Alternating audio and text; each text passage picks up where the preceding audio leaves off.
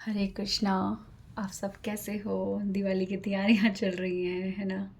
सारे बहुत बिजी हैं, पर सबसे इम्पॉर्टेंट होती है हमारी भीतरी स्वच्छता। ठीक है, तो जो सफाई अभियान बाहर चल रहा है, वो अभियान जो आंतरिक सफाई का अभियान है वो भी चलते रहना चाहिए, और वो है हरि नाम। आप कितने भी बिजी हो, प्लीज़ अपने प्रायोरिटी भगवान के हरि नाम को दो, भगवान के नाम को, चैंटिंग को दो, अपने भजन को दो। भजन करो, भजन करने से बहुत स्पिरिचुअल एनर्जी आती है, और वो spiritual energy maximum material energy के कंपेयर भी करोगे तब भी वो अनलिमिटेड मैक्सिमम होती है।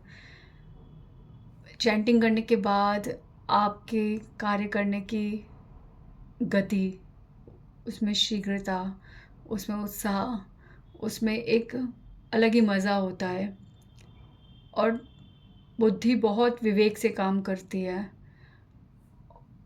मैंने एक बार कहीं सुना था कि मस्त रहो, अस्त व्यस्त मत रहो।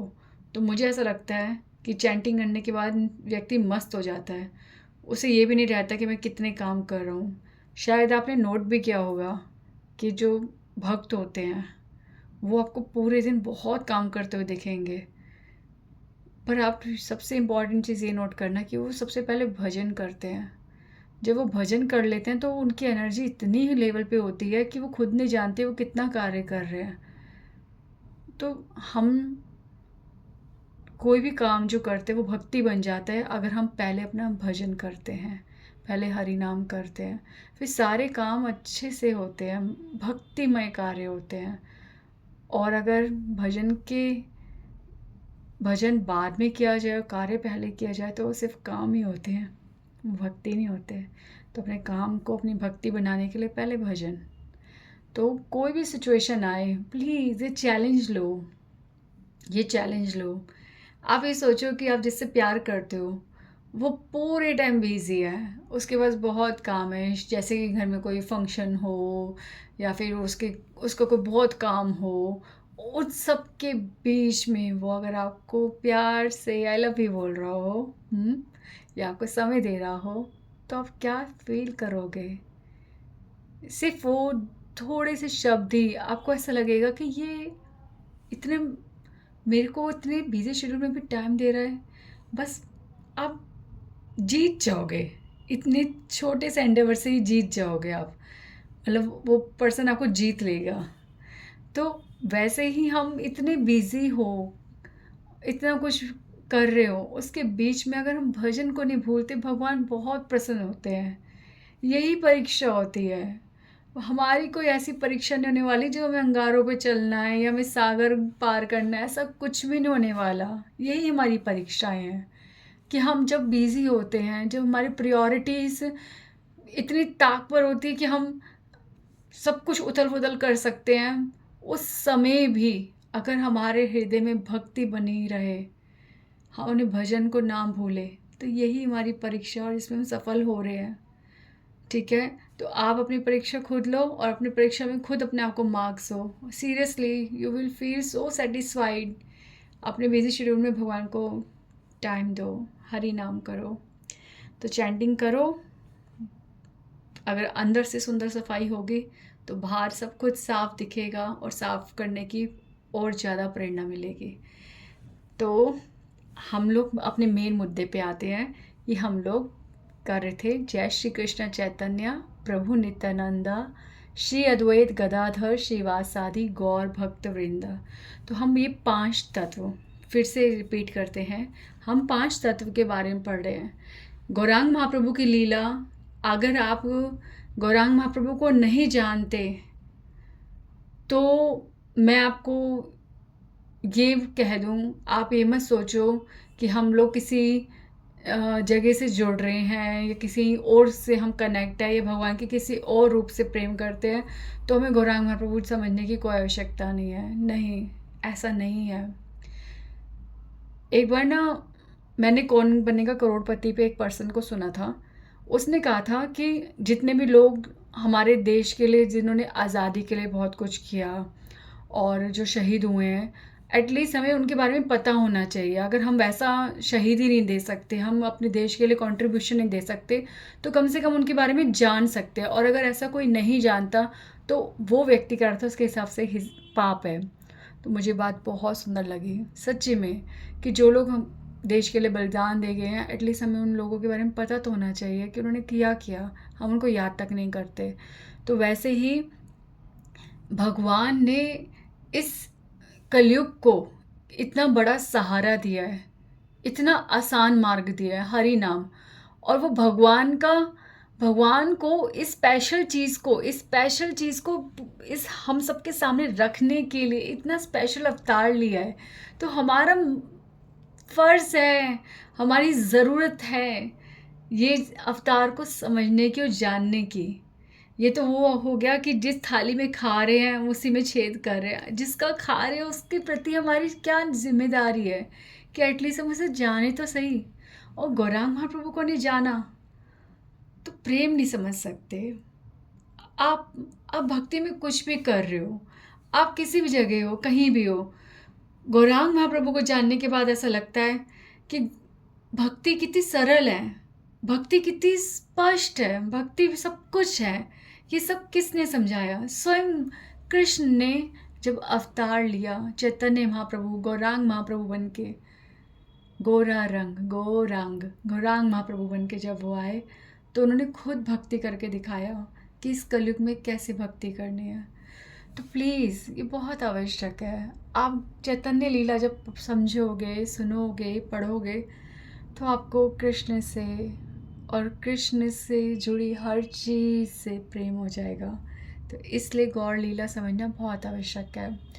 तो गौरांग महाप्रभु ने जब अवतार लिया, तो भगवान जितनी भी लीलाओं में भगवान ने अवतार लिए, और उन लीलाओं में जो जो व्यक्ति उनके साथ सदैव उनके पार्षद बन के रहे, चैतन्य लीला में वो सारे युगों के जितने भी वो पार्षद थे, उन्होंने चैतन्य महाप्रभु के साथ जन्म लिया और उनके साथ सुंदर सुंदर लीलाएं करी, अनलिमिटेड लीलाएं करी। और हर लीला में एक शिक्षा है, आनंद ही आनंद है। तो वो लीलाएं मैं आपको सुनाना चाहती हूँ, आप प्लीज़ सुनो।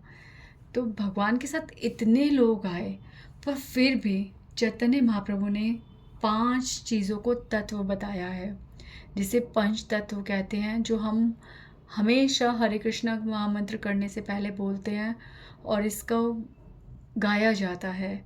जय श्री कृष्ण चैतन्य प्रभु नित्यानंदा श्री अद्वैत गदाधर श्रीवासादि गौर भक्तवृंद।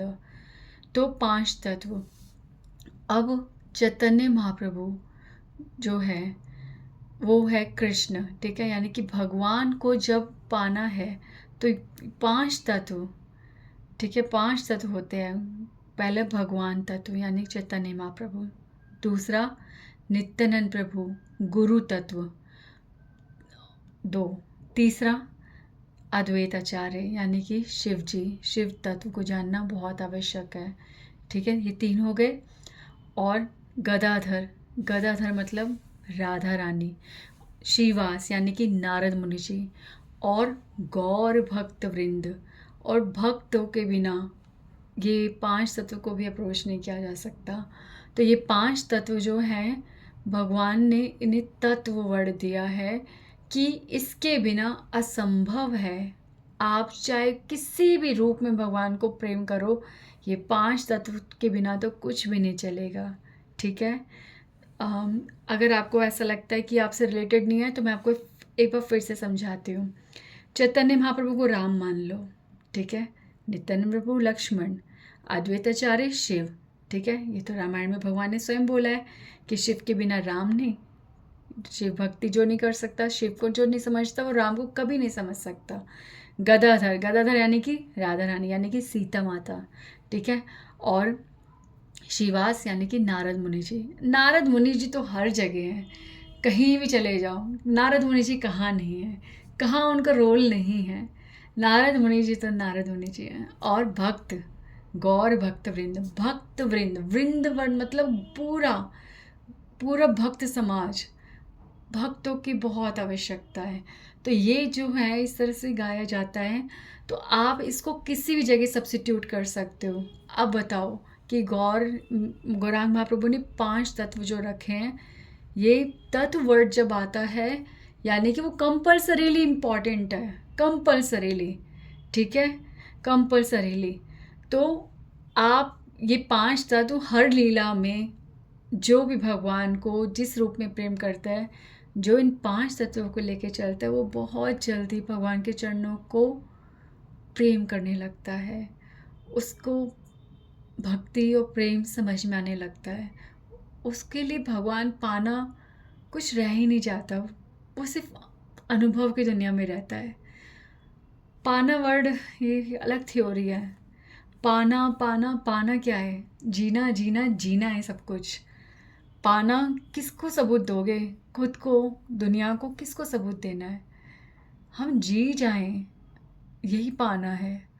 अगर हम सदैव स्मरण कर रहे हैं, अगर हमारी भक्ति की हर विधि में प्रेम है, यही भगवान को पाना है। सुनने में आनंद आने लग जाए, बोलने में आनंद आने लग जाए, दर्शन करने में आनंद आने लग जाए और हर व्यक्ति भगवान से जुड़ा हुआ दिखे, यही तो भगवान को पाना है। और क्या है? तो ये 5 तत्व। तो आज हम हैं गदाधर जी पे। तो गदाधर जी हैं राधा रानी, ठीक है। तो राधा रानी, राधा तत्व। अब हमने जब राधा रानी के बारे में सुना था, तो राधा रानी कृष्ण की हर प्रकार से सेवा करना चाहती हैं, कृष्ण के साथ सदैव रहती हैं, ठीक है। राधा रानी हर भाव में भगवान को प्रेम करना चाहती है, उनकी सेवा करनी चाहती हैं। तो राधा रानी के अंदर अनगिनत भाव है और हर भाव की एक मूर्ति है जिन्हें हम गोपी कहते हैं। इसलिए अनेकों गोपियाँ और हर गोपी में एक भाव प्रधान होता है, ठीक है। वही राधा रानी के भाव रूप हैं और इस प्रकार से अनंत गोपियाँ हैं, तो वो राधा रानी ही हैं, ठीक है। अब आता है कि राधा रानी के अंदर ये भी इच्छा है कि भगवान किस प्रकार से अपने सखाओं के साथ सदैव रहते हैं। राधा रानी के अंदर इच्छा आती है कि मैं भी एक मेल बॉडी में, ठीक है, जैसे जैसे सीमाएं होती हैं। राधा रानी जब कृष्ण से प्रेम करती हैं, कृष्ण से मिलती हैं, तो उन्हें सदैव एकांत में ही मिलना पड़ता है। पर वो जब अपने महल की छत पर खड़े होकर कृष्ण को देखती हैं कि किस प्रकार कृष्ण क्रीड़ा कर रहे हैं, किस तरह से खेल रहे हैं, किस तरह से सब कृष्ण को पकड़ के चल रहे हैं, कंधे पे हाथ रखे हुए हैं और किस प्रकार से हंसी मजाक ठिठोलियाँ हो रही हैं, तो राधा रानी के अंदर भी एक भाव आता है कि काश मैं कृष्ण की सखा होती। तो यही यही इच्छा, भगवान तो सदैव भक्त की इच्छा पूरी करते हैं। तो राधा रानी जो उनकी स्वयं आधा अंग है, उनकी इच्छा पूरी नहीं होगी तो स्वयं राधा रानी जब ऐसी इच्छा करती हैं तो क्यों ये पूरी नहीं होगी? हुई। चैतन्य लीला में सबकी इच्छा पूरी हुई। तो राधा रानी गदाधर बन के आई हैं।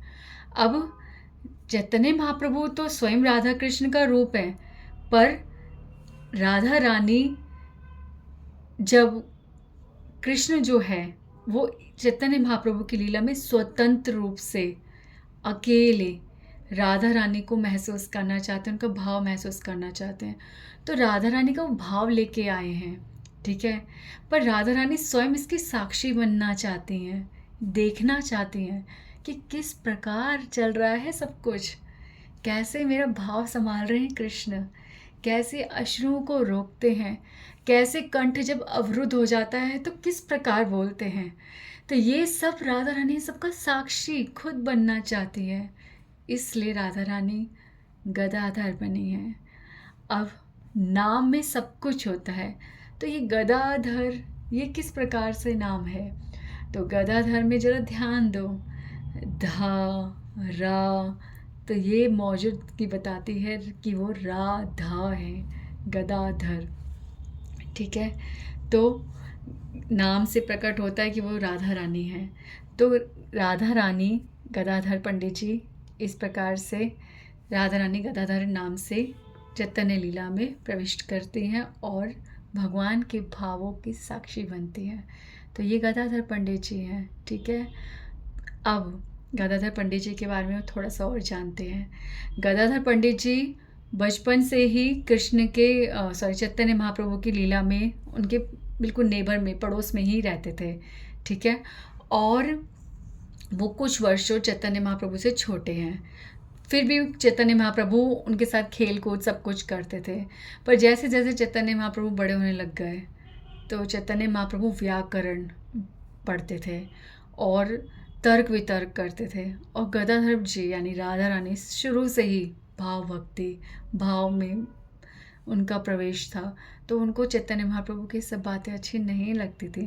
तो इस तरह से चैतन्य महाप्रभु को वो सोचते थे कि उनके अंदर भाव भक्ति नहीं है, तो इस प्रकार से गदाधर जी उनसे दूरी बना के रखते थे। पर चैतन्य महाप्रभु उनको बहुत टीज़ करते थे क्योंकि संबंध तो है ही ना। तो चैतन्य महाप्रभु बहुत टीज़ करते थे, पर गदाधर जी हमेशा दूर जाते। जिस मार्ग से चैतन्य महाप्रभु आते थे ना, वो मार्ग पलट लेते थे। तो ये सब लीलाएं हैं, ये सब बहुत लीलाएं। जब आनंद तभी आ सकता है जब हम उसमें प्रविष्ट करेंगे। तो मैं ऊपर का बता रही हूँ, ठीक है। तो ऐसे करते करते अब चैतन्य महाप्रभु के जब पिता जगन्नाथ मिश्र जी ने जब शरीर छोड़ा, तो चैतन्य महाप्रभु गया गए थे। गया जहाँ पे पिंडदान होता है, तो वो उन्होंने सारी जो विधियाँ होती संस्कार की वहाँ पे करी। और वहाँ पे उनको ईश्वर पुरी जी मिले थे, ठीक है, जो माधवेंद्र पुरी जी के शिष्य हैं। और उनसे चैतन्य महाप्रभु ने दीक्षा ग्रहण करी, ठीक है। उसके बाद चैतन्य महाप्रभु जब आए तो बिल्कुल चेंज हो चुके थे। तो चैतन्य महाप्रभु उसके बाद भाव भक्ति में आ गए। अब गदाधर जी का इंक्लिनेशन हो गया फिर से कि अब ये तर्क वितर्क नहीं करते, अब ये न्याय शास्त्र नहीं पढ़ते, अब ये व्याकरण नहीं पढ़ते, अब ये हर चीज़ में सिर्फ भक्ति ही कर रहे हैं, भक्ति का ही विवरण दे रहे हैं। उनके मुख पे केवल भक्ति का ही वर्णन चल रहा है। तो जब चैतन्य महाप्रभु व्याकरण की बात भी करते तो का से कृष्ण ऐसे करते करते का से लेकर ज्ञा तक उन्होंने व्याकरण के अर्थ ही बदल दिए, हर जगह कृष्ण कृष्ण कृष्ण कर दिया। तो गदाधर जी अब सदैव चैतन्य महाप्रभु के साथ रहते हैं। और चैतन्य महाप्रभु जब भी किसी भाव में बहुत डीप चले जाते थे तो गदाधर जी ही संभालते थे। इससे शची माता बहुत चिंता मुक्त हो जाती थी। शची माता यानी चैतन्य महाप्रभु की मदर। तो ये सब मैं जो बोल रही हूँ ना, आप लोग बस सुनते जाओ, क्योंकि आत्मा सब कुछ ग्रहण कर रही है। ये सब उनको समझ आएगा जो ऑलरेडी पहले से जानते हैं। मैं ना आपको सिर्फ इंट्रोड्यूस करा रही हूँ, अभी तो कथाएं बताऊँगी, हैरान हो जाओगे कितनी सुंदर कथाएं हैं। तो बस अभी पेशेंस से सुनते रहो, क्योंकि हम जिनके बारे में हम सुनने वाले हैं, जो हमारे जीवन को एक आधार देने वाले हैं, तो उनके इंट्रोडक्शन बहुत ज़रूरी है। तो ये सिर्फ मैं ऊपर का बता रही हूँ। जब डिटेल में सुनोगे ना एक एक लीला, फिर देखना, तब मेरी इसी बात को फिर से रिपीट करके सुनोगे कि कौन है गदाधर। तो अभी बस ऐसे ही सुन लो, ठीक है। इंट्रोडक्शन है ये। तो गदाधर जी बहुत प्यारे हैं, अब इस तरह से रहते हैं। अच्छा, अब क्या हुआ, जब चैतन्य महाप्रभु का प्रेम बहुत गहरा डीप होता जा रहा था, तो चैतन्य महाप्रभु ने निर्णय लिया संन्यास लेने का, ठीक है। संन्यास लेने का निर्णय किया। और संन्यास लेने का जब उन्होंने निर्णय किया, हाँ, तो शची माता ने चैतन्य महाप्रभु को कहा कि मैं सिर्फ इसी शर्त पे संन्यास दूंगी कि तुम जगन्नाथपुरी में, मतलब कहीं भी भ्रमण करो, पर मुझे पता चलना चाहिए कि तुम्हारा निवास स्थान जो है जगन्नाथपुरी, घूम फिर के तुम वहीं मिलोगे, ठीक है। संन्यास का मतलब आप कहीं भी चले जाओ, कहीं भी आप कहीं भी हो सकते हो, किसी को कुछ नहीं पता। पर शची माता ने सिर्फ इतना प्रेम से चैतन्य महाप्रभु से आवेदन किया कि तुम जगन्नाथपुरी में अपना निवास स्थान चुनो। तो चैतन्य महाप्रभु जब भी दक्षिण भारत, वृंदावन कहीं भी भ्रमण करते थे तो वापस जगन्नाथपुरी में ही आते थे। तो जब गदाधर पंडित जी ने सुना कि चैतन्य महाप्रभु संन्यास ले रहे हैं, तो वो तो उनके बिना नहीं रह सकते, तो इसलिए उन्होंने संन्यास ले लिया। अब उन्होंने संन्यास जब लिया तो उन्हें क्षेत्रवास संन्यास ले लिया, ठीक है। भाव में जल्दी आके चैतन्य महाप्रभु जो कर रहे हैं उनके साथ रहना, बस कौन सा संन्यास ग्रहण कर ले। संन्यास बहुत तरह का होता है, मेरे ख्याल से मूलतः 9 प्रकार का होता है। तो उनमें से उन्होंने जो लिया वो क्षेत्रवास संन्यास था। तो क्षेत्रवास संन्यास का मतलब होता है, जो अगर क्षेत्रवास संन्यास लेता है वो एक संकल्प होता है कि वो उस क्षेत्र के अंदर ही रहेगा, उस क्षेत्र का कभी त्याग नहीं करेगा, ठीक है, वहीं पे किसी भी अवस्था में वहीं रहेगा। तो वो उन्होंने जगन्नाथपुरी, उड़ीसा जगन्नाथपुरी को अपना क्षेत्र मानकर वहाँ का संन्यास लिया कि अब वो सदैव आजीवन वहीं पे ही स्थान ग्रहण करेंगे, वहीं भक्ति करेंगे। तो उन्होंने क्षेत्रवास संन्यास ग्रहण कर लिया। अब जब चैतन्य महाप्रभु वहाँ पे आए तो बड़े प्रसन्न, काफ़ी समय तक साथ साथ रहे। बड़ा उनको प्रसन्नता हुई कि देखो चैतन्य महाप्रभु संन्यास करके यहीं रह रहे हैं, मैं भी यहीं रह रहा हूँ, तो बस सब कुछ अनुकूल चल रहा है। पर जब चैतन्य महाप्रभु ने निर्णय लिया कि वो दक्षिण भारत की मतलब यात्रा पर जाएंगे, तब गदाधर जी ने कहा कि मैं भी चलूँगा। फिर चैतन्य महाप्रभु याद दिलाते हैं कि तुमने तो क्षेत्रवास संन्यास लिया है, क्षेत्रवास संन्यास का मतलब तुम इस क्षेत्र का त्याग नहीं कर सकते, तुम कैसे दक्षिण भारत की यात्रा पर चल सकते हो। तो उन्होंने कहा नहीं, मैं आपसे प्रेम करता हूँ और मेरा संन्यास का कारण आप हो, मैंने सिर्फ आपके संग रहने के लिए ही संन्यास लिया था और मुझे कुछ नहीं पता। अपने क्षेत्र संन्यास को भी वो त्याग रहे थे। पर चैतन्य महाप्रभु ने बताया कि यदि आचार्यगण ही इस प्रकार का व्यवहार करेंगे तो साधारण मनुष्य क्या सीखेगा। तो यदि आप इस प्रकार संन्यास का त्याग करोगे तो सब आगे यही करेंगे कि किसी भी समय संन्यास के नियमों में परिवर्तन लाया जा सकता है या उसका त्याग किया जा सकता है। तो उन्होंने चैतन्य महाप्रभु ने उनको बहुत तरह से समझाया और उनको कन्विंस करा कि आप यहीं रहो। पर वो समय बहुत पीड़ाजनक था गदाधर जी के लिए, चैतन्य महाप्रभु के बिना रहना। तो इस तरह से ये प्रेम था गदाधर जी का। और आगे एक सुंदर सी बात, ठीक है, गदाधर जी की।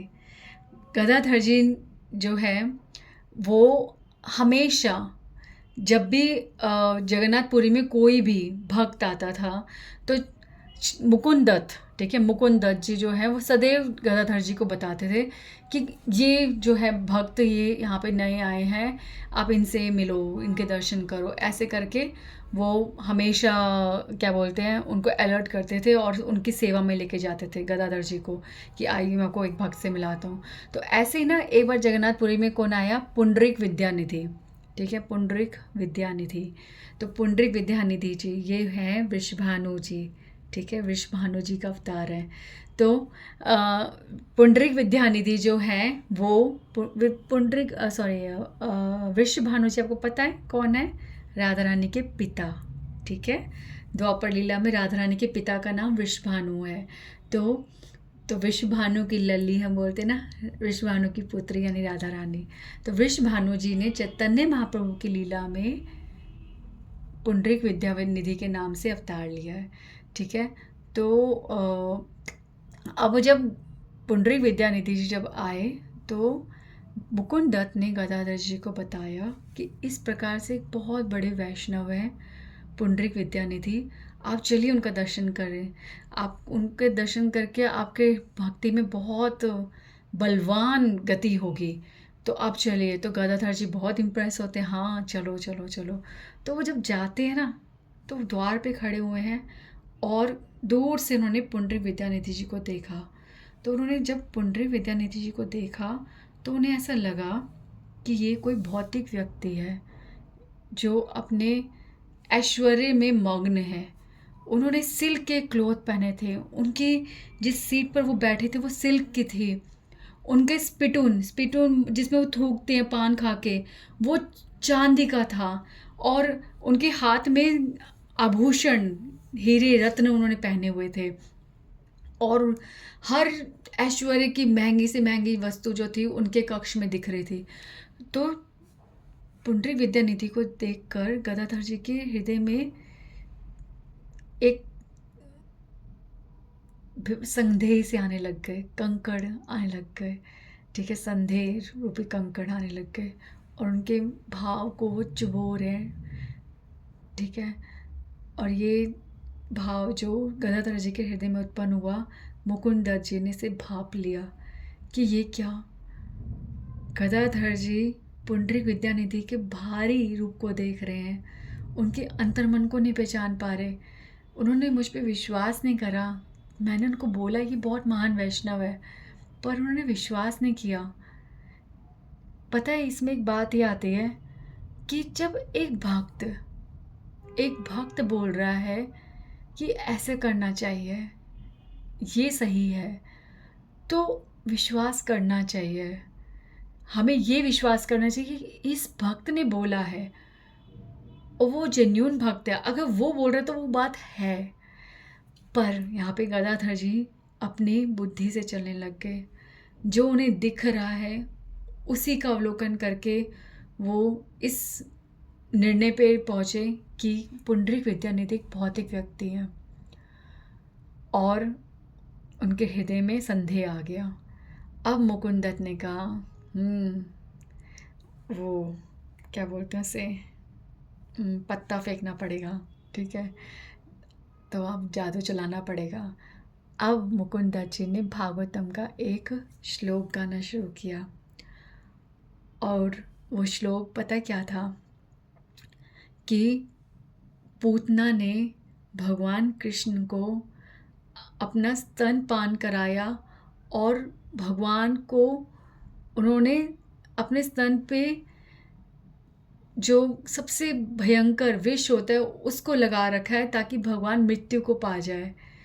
पर भगवान इतने दयावान, इतने करुणानिधि हैं कि ऐसी पूतना जो उनको मारने आई थी, उस पूतना को भी उन्होंने तार दिया, और पूतना उस गति को प्राप्त हुई जो एक भक्त को प्राप्त होती है। पूतना को मोक्ष मिला, भगवान के चरण प्राप्त हुए, ठीक है।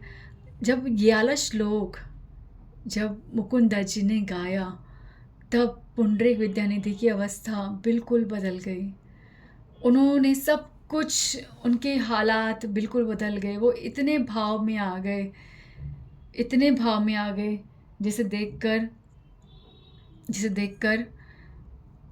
गदाधर जी बिल्कुल हैरान हो गए कि ये रूप है भक्त का, और मैं क्या सोच रहा था। तो जब गदाधर पंडित जी ने देखा पुंडरीक विद्यानिधि जी का ये वाला रूप, तब उन्हें पता चला कि किसी भी भक्त को बाहर से देखकर, उसके बाहरी वेश को देखकर किसी भी चीज़ से हम अंदाज़ा नहीं लगा सकते कि वो भक्त है या नहीं। और ये भी इस चीज़ से समझ आता है कि वस्त्र, बाहर की वेशभूषा किसी भक्त की कोई ये परिभाषा नहीं है। भक्त तो तब पता चलता है जब वो कथा सुनता है, जब वो कथा बोलता है, जब वो भगवान की क्रिया में, भगवान के लिए कुछ भजनात्मक क्रिया जब वो करता है, तब रिवील होता है कि वो कितनी उच्च कोटि का और किस प्रकार का वो भक्त है। तो ये भी समझ में आता है इससे कि किसी को भी इस प्रकार से जज करना कि कोई अगर साधारण दिख रहा है या कोई किस प्रकार का दिख रहा है, मैं सभी वैष्णवों से प्रार्थना करूँगी कि इस प्रकार से सोचना कि किसी ने तिलक नहीं करा या किसी ने इस कुछ नॉर्मल वस्त्र पहने हैं, सिर्फ इस बात से सोचना कि वो साधारण मनुष्य है, और अपने आप को भक्त करके उन्हें अलग देखना या उनको भौतिक समझना, ये गलत है। भगवान ने ऐसी ऐसी लीलाएं सिर्फ इसलिए करी हैं ताकि हम ये सब समझ पाएँ कि इस तरह के भेद जो हैं हमें बहुत बड़े संकट में डाल सकता है। जैसे गदाधर पंडित जी को संकट में वो पड़ गए, पर इस संकट का निवारण क्या हुआ? गदाधर जी ने बहुत बहुत ज़्यादा दुख महसूस किया कि उन्होंने ये क्या किया। उन्होंने ये इंतज़ार किया कि जैसे ही पुंडरीक विद्यानिधि जी भाव से बाहर आएंगे तो वो उनसे प्रार्थना करेंगे, उनसे क्षमा मांगेंगे। पर जब वो इस बात के लिए कि वो भाव से बाहर आए इंतज़ार कर रहे थे, तो इंतज़ार करते करते 3 पहर बीत गए, 3 पहर, और पुंडरीक विद्यानिधि जी वो अपने भाव से बाहर नहीं आए। और जब वो आए तो गदाधर जी ने उनके चरणों में क्षमा मांगी और उनसे प्रार्थना की कि प्लीज़ कृपया आप मुझे अपना शिष्य स्वीकार कीजिए। फिर मुकुंद दत्त जी ने गदाधर जी के बारे में पुंडरीक विद्यानिधि जी को बताया, और जब उन्होंने उनके बारे में सुना तब पुंडरीक विद्यानिधि जी ने उन्हें अपना शिष्य स्वीकार किया, ये कह के कि इतना अनमोल रत्न रूपी शिष्य पाकर मैं धन्य हो जाऊंगा, और उन्होंने स्वीकार किया। ठीक है, पर हम लोग एक दूसरे से कितनी देर के लिए संपर्क में आते हैं बताइए। कोई हमारी आंखों से ओझल हो जाता है, पर हम अपराध तो कर बैठते हैं ना। ये छोटे छोटे अपराध जब इकट्ठे होते हैं ना, अचानक से भक्ति में बाधाएं उत्पन्न होती हैं। भगवान ये सब नहीं स्वीकार करते। जीवेर स्वरूप होए कृष्ण नित्य दास। अगर हम चैतन्य महाप्रभु के भक्त हैं तो हम ये सब जानते हैं कि हर जीव का नित्य स्वरूप एक मूल स्वरूप है कि वो हर कोई भक्त है। तो आज नहीं तो कल सब भक्त बनेंगे, और वो भक्त बने ना बने पर आप तो भक्त बन गए हो। तो आप किसी को भी संदेह से या भौतिक और भक्त ऐसे भेद करना ये सही नहीं है। कुसंग नहीं करना अलग चीज़ है, ठीक है, पर भेद करना एक अलग चीज़ है। हर किसी को प्रेम से देखना, भक्त देखना, और ख़ास तौर पे जो मंदिर की सीढ़ी चढ़ गया है उसके हृदय में तो भक्ति है ही है। तो हमें किसी के प्रति अपराध नहीं करना चाहिए। किसी को प्रेम से बोलना, आप यहाँ पे खड़े हो जाइए, आप इधर खड़े हो जाइए, एक एक आदर होना चाहिए। वैष्णव अहंकारी नहीं दिखना चाहिए, वह वैष्णव नम्र विनम्र दिखना चाहिए। यही हमारा प्रचार है, यही हमारा आचरण है। और प्रभुपाद जी हमेशा कहते हैं आचरण ही प्रचार है। तो इस प्रकार से प्लीज़ किसी की भी हमारे व्यवहार से किसी की निंदा ना हो जाए, किसी का हृदय ना दुख जाए, इस बात का हमें ध्यान रखना चाहिए। तो चाहे कोई भी वो व्यक्ति है, चाहे वो वैष्णव है, चाहे वो भक्त है, चाहे वो नहीं है, हमें सबका आदर करना चाहिए। हर कोई अपने कर्मानुसार व्यवहार कर रहा है, और जब वो व्यवहार निपटेगा, कर्म निपटेंगे, तो मूलतः सब भक्त हैं। तो ये जानते हुए हमें सबको सम्मान देना चाहिए, ठीक है। इससे भक्ति बहुत जल्दी प्राप्त होती है। तो आज गदाधर जी के बारे में सुना, और प्लीज़ आप सब भक्ति करो। हम एक बहुत सुंदर यात्रा पे जा रहे हैं। आगे आगे सोचो। अभी तो ये पुंडरीक विद्यानिधि जी की छोटी सी आपने सुनी है कथा। अभी तो अभी और सुनोगे ना, तो मैं जल्दी से जल्दी 5 तत्व समझाना चाहती हूँ आपको, ताकि हर दिन मैं आपको गौरांग महाप्रभु की लीला सुना सकूँ, और आप भी हैरान हो जाओगे कि कितनी अद्भुत लीलाएँ हैं भगवान की। ठीक है, तब तक के लिए हरे कृष्णा कृष्णा कृष्णा हरे हरे, हरे राम राम राम हरे हरे।